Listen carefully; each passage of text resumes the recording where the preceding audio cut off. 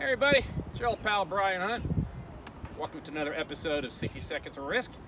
Today I'm coming from the lovely Capel, Texas, which is this massive development that's occurred over the years to sort of highlight the whole concept of how design functions in a major project. And couldn't think of any better to ask than my friend Michel Hurst. So Michel, welcome to the show. Thank you, I appreciate that. Sure, Michel, tell us about yourself and what your firm does.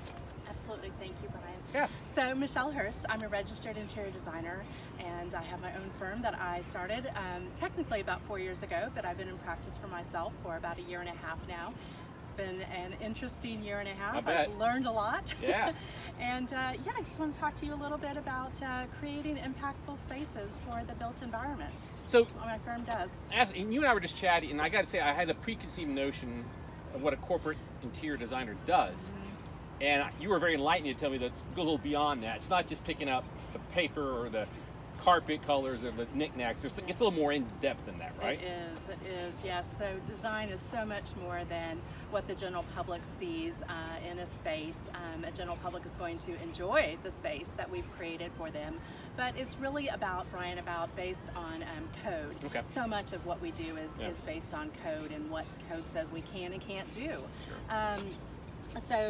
And it's about getting in with the firm that we're working with too, and understanding their leadership, their culture, their people, and then from that, asking the right questions to the right people, gaining that information, and then creating a space that works for them, that meets code, and that is enjoyable at the end of the day. Yeah, you said something about code we talked about earlier, which really kind of opened my eyes a little bit, and I'll give you the example which you tell the crowd. So we were talking about, we were having lunch recently, and there was a nice restaurant, and they're talking about how, in our homes, we might use wallpaper. Yes. But in a corporate environment, you're not going to use wallpaper. Correct. Because it's more flammable, correct? Correct. So yes. in order to meet compliance with code, you're going to use like a vinyl type thing or something? Absolutely, yeah. Yes. Vinyl because it doesn't burn in that commercial setting, but also because it's, it all goes back to code again. Right. It's non-flammable, and it's not going to contribute to the smoke inhalation of that space. Yeah. If you remember, an interior designer's definition is to protect the health, safety, and welfare of the general public, which really says nothing about the finishes in the space, right? No, absolutely not. It's about getting you out of the space in an emergency. But then also just following along the design process. I'm so process driven along with code driven, and understanding and teaching a broker as well as a client as well as yourself about the design process and the stages that go into that process. So understanding from space planning and code development to design development, construction documentation, and then following a project through construction administration, and really making sure that you're getting an end result and managing the client's expectations of what we designed up front. So that process and that design process is so critical too. And you brought up a good point, which I didn't think about, but especially in this past couple of years with COVID and supply chain disruptions, you're just as heavily involved with supply chain disruptions as anybody else, right? Absolutely, yes. I want to make sure that not only am I choosing finishes that are pleasing to the eye, but that are available and price conscious, right? Yeah. So choosing products that are made here in the U.S.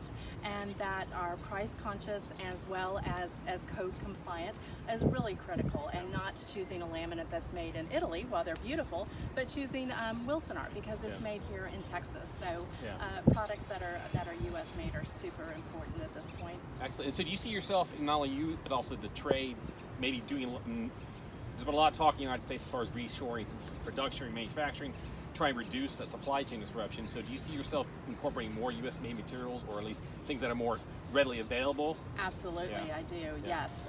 Yes, there are certain manufacturers that I know I can go to that have U.S. made products and U.S. based products and U.S. stocked products.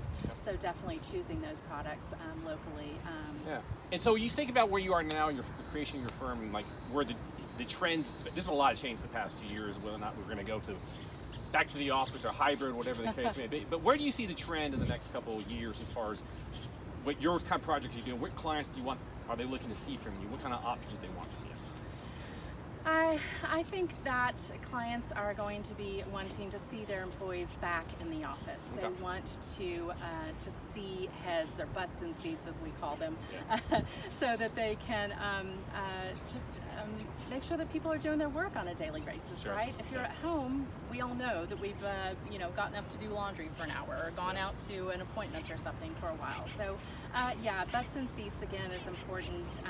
And again, talking about that culture, that leadership, and those team inside an office, that's more important than ever now to understand and kind of integrate ourselves in with a company and understand those three things, so that we can build a space for them that is impactful and going to make a great contribution to society. Awesome.